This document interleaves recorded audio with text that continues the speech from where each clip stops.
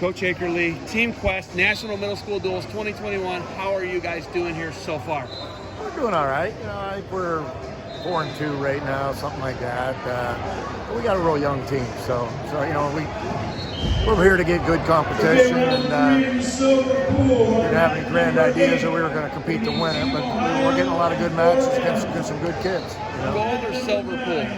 We're in the silver. So last year you were in the gold pool, right? And this is a meat grinder, right? Probably last year was definitely the toughest junior high tournament. This age group we wrestled in. It's good this year too. It's very good. There's a lot of really good kids, so it's worth the trip. You guys are in Western PA, just outside of Pittsburgh, right? Mm-hmm. So, you guys get to see the best competition. That is the hotbed of wrestling in the United States of American high school. It's not up for debate. Okay. I'm an Ohio guy. Okay. It is, right? Well, look at the D1 qualifiers, D2 qualifiers, and NCAAs. Yeah. Most of them, the highest number by double usually is Pennsylvania. Yeah. It says a lot for what you guys do with your youth there. Yeah. Well, I always ask, Strip Matters this, I ask everybody from PA I can, why is it so different? Why do they have so much success at the next level? I think a lot of it's just the culture, and it's generational. Dad wrestles, son wrestles, uncle, the families wrestle, and there's pockets where it's part of the culture of the community,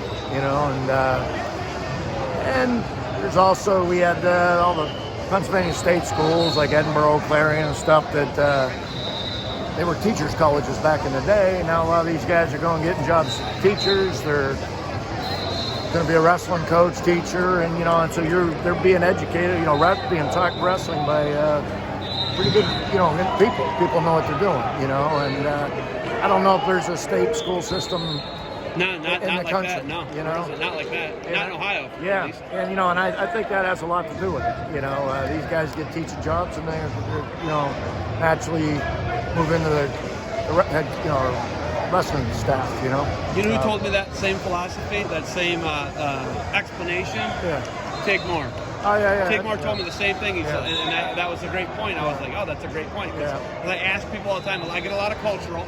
Yeah. It's cultural on the mat, right? Yeah. You guys are better on the mat. Yeah, mat wrestlers, Ohio is actually trying to catch up on the mat, but still has not yet. But we're normally like 2 or 3 in qualifiers to you guys. Yeah. And then you're normally 1 in All-Americans. We're normally 2, 3, 4 in All-Americans. Ohio's good wrestling. It's really good wrestling. PA, where you're at, it's got a little different style to it. Yeah, the style's totally different. It's actually officiated different too. It's really officiated different. Yeah. Don't get me started. Yeah. I don't want to get you started. Well, I just had a it gets wonderful crazy, experience in my last match. Yeah, they call the stalling on the top, and it kind of hurts our kids. Or you can lay there on bottom and not get called. You know? And, it's real weird. Yeah, there's a distinct difference. You come up and it's like, come on, where's the Pennsylvania? You're getting banged for it. Here you're not, or they're not banging the top guy, and they're where you wouldn't get called in Pennsylvania is quick on top. You know. That's a big difference, though. Yeah, I've noticed that throughout all this covering of media stuff I've done and wrestling in college and Division I, and I've noticed that it's very stark contrast. That has something to do with why we're successful at the college level too. No, what I mean? Because there's a riding time. Yeah, point. Riding time. You take somebody down with a minute left in the match, and I'm going to finish on top. It's a 2-0, not 2-1 end of the period. And you guys don't surrender escapes like we do either. No, you got to really work for an escape. In Pennsylvania. Yeah, I think none of this. None of this. Not a None whole of the lot. neutral thing. Yeah, not a whole lot. But guys in Ohio are good on their feet too, though. Yeah. So it's part of the game. When you give these California kids, they wrestle from space real well. Yeah. Right. Yeah.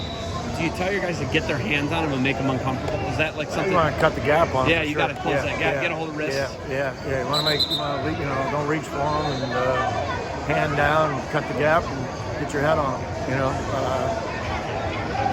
We haven't wrestled any California teams this weekend. I have a couple times earlier this year. Some, the Journeyman and one other. Super 32. We ran some California kids, and there's different, right? Oh, it's a completely different style. And they're good at what they do. They're tough to, they're tough. They have good kids out there. Just a little different, and I don't know.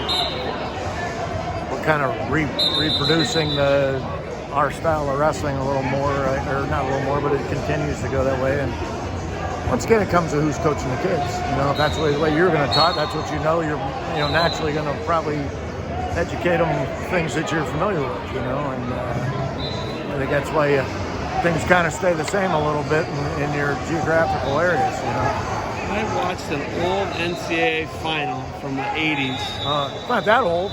That's not that long ago. It was from the 80s. Was it 88? 88. Who were you coaching? Oh, I was Scott Collins. Scott Collins won for WVU, and they kept showing you. I was coaching at Edinburgh at the time, and they came and got me out of the stands and made me stand there to watch the match. Reason being is he tied my school record for most wins if he won. Gotcha. And so I don't know. I think that was the borough.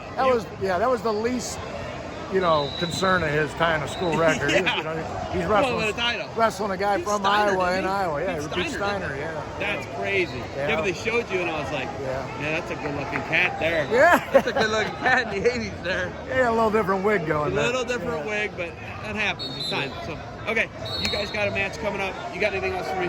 No, I just I appreciate these events. Only thing I would wish that a lot of these events, and I understand why they're doing it, there's some money involved, but I think that we as coaches to start maybe thinking about getting rid of the day before weigh-in, or if you're going to have a day before weigh-in, have a second weigh-in. Yeah. So these kids aren't, especially at this age, cutting weight. No, I'm with you on that. And I also think it'd be nice to come to one of these where it's an actual true club instead of wrestling all-star teams. Yeah, I'm not a huge fan of that either, but it is what it is. We bring our kids. People are going to do it. We bring our kids, and that's why I'm here to help. Our kids, we're going to go back and work on the things we need to work on. And I just think it'd be fun for clubs to actually know how you stack up as a real club. Couldn't agree with you more, Coach. Yeah. Oh, good. But I'm not that far off, Grayson, huh? I'm with you. Hey, good luck to you guys, and thank you for the time. Thank you. Take care.